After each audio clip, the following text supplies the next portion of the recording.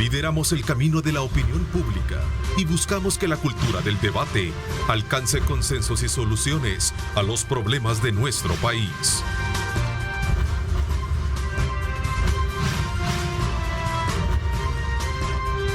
Diálogo con Ernesto López. La presencia de una economista, quiero darle la más cordial bienvenida a la licenciada Merlin Barrera. Gracias por acompañarnos, Merlin. Buenos días, bienvenida. Muy buenos días, Ernesto. Un gusto estar con usted y con su público esta mañana. Y nos vamos precisamente hasta la cálida ciudad de San Miguel con nuestro buen amigo Marvin Aguilar. Gracias, Marvin, por estar con nosotros. Buenos días, qué gusto saludarte, Marvin. ¿Qué tal, Ernesto? Un gusto verte y un saludo también a Merlin, que espero que tengamos una charla interesante esta mañana para tus oyentes y para tus televidentes. Este nuevo comportamiento que va a tener la Asamblea Legislativa, uno de los aspectos medulares que se tiene es el tema de cómo lograr levantar la economía del país, cómo lograr generar empleo y sobre todo también paliar un poco los efectos que todavía seguimos teniendo por la pandemia COVID-19. Claro, yo creo que aquí este es uno de los principales retos, sobre todo porque tenemos décadas, digamos, de una situación de estancamiento en materia de crecimiento económico. Si bien en algún momento se ha tenido algunas alzas, ¿verdad?, a lo largo de la historia reciente, ciertamente no hemos podido colocarnos con una tendencia de crecimiento digamos que nos permita poder lograr el desarrollo del país. En ese sentido, creo yo que este es uno de los principales retos. Y digamos, alrededor de todo este tema económico, Ernesto, está, digamos, toda la parte de satisfacción de necesidades sociales que el país tiene, ¿verdad? La misma pandemia, todos recordarán, bueno, de acuerdo al BID y a la CEPAL, la pandemia ha generado incrementos de pobreza. Nosotros estábamos a cerca del 28% antes de la pandemia y estamos llegando después de la pandemia, según estimaciones, a cerca del 50% de la población. Porque recordemos que uno de los dinamizadores de la demanda y del producto ciertamente es la inversión. Y aquí creo que básicamente la gran concentración de todo el esfuerzo de la nueva Asamblea, conjuntamente con el presidente, debe ser este. Y como decía, todo este desarrollo que se logre digamos, traspasar a la esfera de salud, a la esfera de educación, porque ciertamente, digamos, los indicadores también en materia educativa y de salud todavía son un enorme reto para el país. El escenario construido hasta este momento, desde el punto de vista de cómo estará conformada la Asamblea Legislativa, predice que un horizonte, sí, digamos, de positivo vamos a tener para el país. Pues yo diría que es lo que tenemos y en ese sentido es lo que esperamos de esta nueva asamblea. El pueblo habla en claves. Lo que ha quedado claro, digamos, si nos vamos a la psicología social del salvadoreño, es que la entrega de los $300, la entrega de los paquetes alimentarios, la entrega de las computadoras, es decir, la preocupación del gobierno durante la pandemia por atender a la población, construir un hospital, mejorar toda la infraestructura de los hospitales, algo que tenía planificado hacer en 5 años y que lo hace, digamos, en casi un año, atendiendo en medio de la pandemia. Eso tuvo un efecto positivo en la gente, porque creo que lo que la oposición no visualiza cuando dice el gobierno hizo una campaña, usó el Estado, usó, digamos, al mismo Estado para hacer campaña, inauguró obras en medio de la campaña. Eso es creer que la gente no sabe eso, es que la gente sabe y tiene bien claro todas esas acciones. El punto es que en el país, y esta es la lectura que debe de hacerse, la mayoría de la población tiene problemas de alimentarios, o sea, muchos salvadoreños incluso no comen lo que necesitan diariamente. Entonces, que llegaran 3 veces, 2 veces, una vez, paquetes alimenticios a las casas, a las puertas de la gente, pues eso obviamente tuvo una repercusión electoral como la que vimos. El Estado en El Salvador, y esto nos pasa a muchos, solo aparece cuando nos va a cobrar impuestos o nos va a poner una multa. Todos conocemos personas que trabajan de esa manera en la Asamblea Legislativa. Entonces, exactamente. Solo un dato, Merlin. ¿Sí? Merlin, solo un dato, y Ernesto, por ejemplo, para ponerle cifras, la fracción de Arena, que es la que tiene la mayor cantidad de diputados en este momento, 37, recibe mensualmente un poco más de $500 millones cada mes, destinado para esta partida que se le conoce, como tú decías, Merlin, de gastos administrativos. $500 Son 555,000 dólares mensuales que recibe la fracción de edad. Y no quiero que dejemos el sabor de que estamos en contra de los empleos que verdaderamente se necesitan. No, estamos hablando de ese tema que deja un vacío abierto para que de alguna manera se considere eso como... Pero Ernesto, sí. Merlin, te voy a decir, Merlin y yo, Merlin ha sido funcionaria y yo pertenezco al sector público también. Y voy a decirte algo, es bien importante la probidad en los empleados públicos, en los funcionarios y en los empleados públicos, la idoneidad, la capacidad. Si es que no, tú tienes razón, no es que estemos diciendo aquí que no hay que, digamos, contratar a la gente, pero no se puede por la cherocracia, digamos, ¿verdad?, contratar a las personas. Okay. Entonces, lo que debe de fomentarse es la transparencia y sobre la base de criterios y perfiles. Yo creo que aquí también, ¿verdad?, cuando hacemos esos análisis globales, allí yo creo que un Congreso debe tener gente técnica que ayude a los diputados a poder establecer leyes que respondan realmente a las necesidades de la población y que no tengan vetos posteriormente. Es decir, que exista gente técnica que apoye, debe de existir, y no vamos a decir que todos estos números son plaza fantasma. Eso es en primer lugar. Y lo otro, Ernesto, que yo creo que aquí hace falta sincerar esta discusión de cuánto debe ganar un funcionario público, cuánto debe ganar un diputado, cuánto debe ganar un ministro o un viceministro, porque aquí hay una disparidad. O sea, ¿de qué me sirve tener en la plaza, en la ley de salarios, un salario para el ministro de $3,500 cuando hago la trampa de renunciar a ese cargo y que me paguen como ad honorem o como asesor? Eso es engañar a la población. O sea, hay que abrir la discusión, porque yo sí creo, mire, en mi caso, por ejemplo, que he sido funcionaria, si yo le contara los casos que tengo que estar respondiendo en la Corte de Cuentas por auditorías que han hecho, o sea, esto es eterno. Por 10 años voy a estar yo en este zipizape con la Corte de Cuentas tratando de resolver algunas cosas que todos los funcionarios públicos tenemos que responder.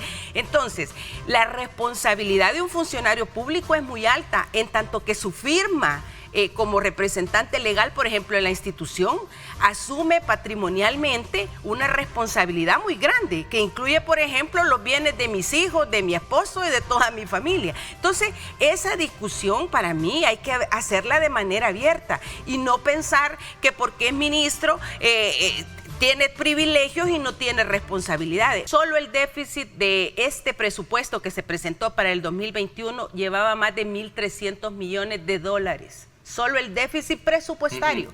Entonces, usted puede poner un impuesto predial, pero esto no va a solucionar el gran hoyo que tiene en las finanzas del Estado. Entonces, no se trata de que voy a escoger... ¿Y este tema de jueves de evasores? Yo diría, bueno, ya la misma Fiscalía dio posición respecto a esto, ¿verdad? Que para esto hay procesos administrativos que deben de llevarse. Yo sé que esto a veces cuesta entenderlo a la población, pero no se trata solo de que aquí vengo a señalar y mañana voy. Hay un proceso que seguir de acuerdo a la legislación, y yo no puedo, y la Fiscalía le ha dicho, si usted no ha cumplido, aunque me traiga una demanda, yo no puedo proceder. Eso claramente lo ha explicado la Fiscalía. Hay etapas de un proceso administrativo que tienen que cubrirse para finalizar con una orden de la Fiscalía. Pero eso, digamos, mire, yo creo que este tema puede ayudar, ¿vea? Y yo creo que aquí muchas veces se me ha señalado que yo digo de que no tienen que andar condenando a los evasores. Todo lo contrario, ¿verdad? Creo que aquí hay dos tipos, ¿verdad? Los evasores y los elusores. La elusión es lo que las leyes le permite. Entonces, si la ley le permite a usted no pagar cierto tipo de impuestos, si esto es legal, ¿usted cómo va a obligar a alguien a pagar? ¿Verdad? Allí requiere reformas de la legislación. En definitiva, efectivamente, hay que ilegalizar la elusión. En definitiva, solamente quiero concluir con esto, ¿verdad? Porque ya se nos fue el tiempo. El paquete de impuestos que viene va a ser diverso, porque no hay otra opción, ¿verdad? La reducción de subsidios va a ser necesaria, y sobre todo, la focalización de este dinero que se reciba para verdaderos programas de reactivación económica será lo que va a aceptar el Fondo Monetario. Es decir, no voy a ir a endeudarme con 1.300 millones para seguir contratando más grasa en las instituciones públicas. Pero yo he escuchado en el discurso de funcionarios que va en otro sentido, de seguir manteniéndole la ayuda a la población. Pues yo no sé qué les va a decir el Fondo Monetario, ¿verdad? Esa es la gran pregunta. Pero no creo que acepte realmente eso. Ok, Marvin, tu conclusión, 30 segundos porque se me fue el tiempo y te agradezco que nos hayas dado tiempo para hablar contigo. En el caso del retiro de los subsidios, Ernesto, quiero decirte algo. Por ejemplo, voy a tocar el caso del agua. Yo digo de que quitarle el subsidio a la gente, ¿no? Y esto incluye a la clase media. Cuando el agua que tomamos o que nos envían no puede ser tomada, no es bebible. En el caso de San Miguel, el agua tiene un plomo tan alto que te produce insuficiencia renal y una serie de enfermedades.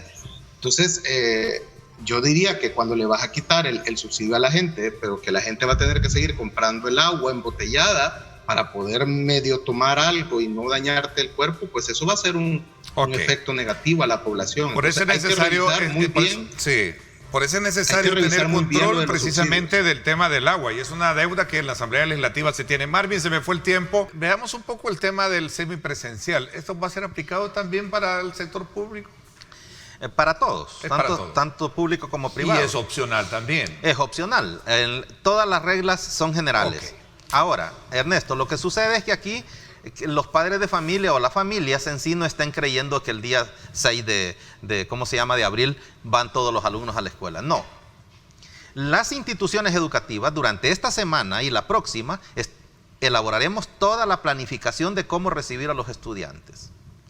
Eso implica que habrán días o habrán grupos de alumnos que van a ir un día sí o 2 días en la semana. Depende de la magnitud que tenga el centro educativo. En cuanto a alumnos y la dimensión del espacio físico, porque el número de alumnos que van a llegar cada día a recibir sus clases tiene que ver con la capacidad física que tiene el centro educativo. O sea, es 1 metro y medio promedio por cada de distanciamiento por estudiante. Entonces usted tiene que darse cuenta cuántos alumnos va a atender en un aula de 7x7, para poner un ejemplo, o de 6x7.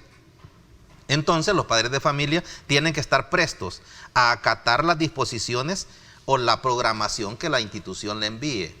Si le dice el día lunes va a asistir tal grado, el día miércoles, pues esos días son los que van a asistir. Y los que no asistan a las instituciones, pues se tendrán que seguir atendiendo de manera remota. A los maestros les va a costar mucho esto, Ernesto. Bueno, creo que en el sector privado de colegios los padres de familia son más demandantes porque pagan el servicio de manera... Tiene que ser así, es la característica del sector. ¿Van a responder los colegios privados a esa demanda de los...? Mire, la semipresencialidad es una de los componentes de la multimodalidad educativa que se va a servir al retorno. Hay otras formas también de atender a los estudiantes, no solamente la manera semipresencial. De hecho, tenemos o estamos exigidos a cumplir con otras modalidades. Y en este sentido, la semipresencialidad se basa en que la sección o el grado va a tener que dividirse en varios grupos. Hay un grupo que va a ser 100% virtual, aquel que no va a querer regresar al colegio todo el año y que va a sacar su año escolar tal cual ha estado por el momento atendiéndoseles virtualmente. Este estudiante es porque él y su encargado ha decidido no regresar al colegio. Ok, ese es un grupo. El otro grupo es el grupo semipresencial. Este grupo semipresencial tiene que ser atendido en varias secciones. Entonces, este grupo va a llegar al colegio una parte y otra parte se va a quedar en la casa. Cuando el grupo que esté en el colegio esté recibiendo sus clases, simultáneamente, al mismo momento, en vivo y en directo, debe de trasladarse virtualmente la clase que está dándose en el colegio hacia el hogar con el grupo que se ha quedado allá. Luego, tienen que volver a cambiarse el grupo y los que estaban en casa regresar al colegio y los que estaban en el colegio regresar a casa. Ese es el sistema semipresencial. Cuando se dice que se va a hacer la clase virtual semipresencial se va a trasladar a la casa, digamos por medio de una videollamada, esto puede ser un sistema que algunos colegios podamos tener instalado, porque el aula se tiene que convertir en un aula totalmente multimedia, pero no todos tenemos los recursos como colegios privados para poder activar un aula de este tipo. Es un aula demasiado cara, sumamente cara. Entonces, ¿qué toca? Toca la otra opción, toca hacerlo de una manera remota asincrónica. ¿Qué significa? Que la clase que se da presencialmente en el aula se deba de grabar para que esa clase pueda trasladarse con un enlace vía YouTube u otra red social para poder trasladar al estudiante que no llegó al colegio, sino que se quedó en la casa. Entonces es una clase que le llega en diferido al estudiante que esté en el hogar. Este es un sistema que nos exige ahora un esfuerzo más y inversión en recursos que no contábamos antes de todo este esquema de pandemia. Significa que debemos estar preparados como colegios privados para responder a esta necesidad. Porque, Ernesto, estamos como sistema educativo entre la espada y la pared. Por un lado, las exigencias de tener como prioridad la vida de los salvadoreños, la vida del estudiante y los recursos de la comunidad educativa. Pero por otro lado, la exigencia de que no podemos atrasar más el sistema educativo. No podemos quedarnos estancados. Estamos en el tiempo del conocimiento, de la producción del conocimiento. Y no podemos esta mañana sincerarnos sin saber qué tipo o qué calidad de educación es la que se va a dar. Bueno, o se ha venido dando hoy con la pandemia. Es que si hacemos un antes y un después de la pandemia, antes de la pandemia, ya hemos hablado en este set y en otros, el sistema educativo ha estado en situaciones fallidas, en el cual hemos tenido un sistema educativo que pensar en resucitarlo, donde las condiciones que tiene como sistema educativo no se prestan para poder responder y ser competitivo ante otro país. Definitivamente que el sistema educativo en el país necesita una orientación y una línea de acción en la cual todos podamos estar entendidos de qué es lo que va a pasar en el futuro. Yo entiendo que hay generaciones en otros países que ya estaban preparados para lo que ahora está pasando, Ernesto, aquí. ¿Sí? Que aunque hemos tenido decesos en otros países, pero esos países estaban preparados más que nosotros. En la condición que nos agarró a nosotros la pandemia, con un Ministerio de Educación que nunca previó que podía tener este tipo de circunstancias, hay que decirlo con mucha franqueza, Ernesto. Un año es un año de un rotundo fracaso académicamente hablando. Hay que ser franco. Obviamente la pandemia no... Exactamente, no se puede hacer otra cosa. Sí. ¿Qué es lo que pasó con nosotros y nuestros alumnos? Que nunca rompimos, nunca dejamos de comunicarnos y ayudarles en lo que estuvo a nuestro alcance, porque acuérdense que los maestros en este caso atendieron a sus alumnos con los recursos propios, su computadora de casa, con su teléfono de casa, con su paquete de internet propio. No fuimos dotados de los recursos necesarios. En ese sentido, hicimos lo que pudimos.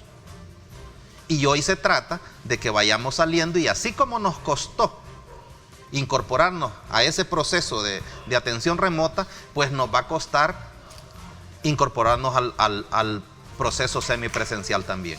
Ok, el tiempo se me fue. Quiero agradecerles también a ustedes que nos hayan permitido iniciar la semana con un tema que sin duda alguna va a ir poco a poco teniendo ajustes pertinentes a raíz de la petición que ustedes han hecho para ver el tema de la vacunación y sobre todo también el comportamiento mismo que va a generar el tema de cómo los niños deberán cuidarse a la hora de poder establecer esta nueva medida de presencial o semipresencial en los colegios públicos y privados. Así es que muchísimas gracias por habernos acompañado a ambos. Gracias a ti, Javier. Muchas gracias, Ernesto. Siempre es un placer. Y yo quisiera dejarle un mensaje a la comunidad salvadoreña educativa.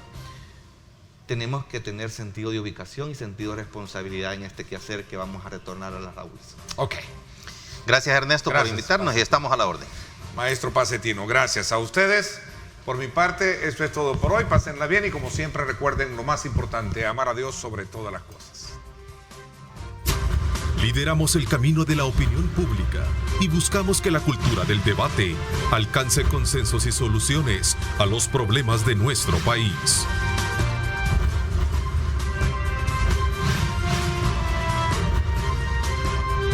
Diálogo con Ernesto López.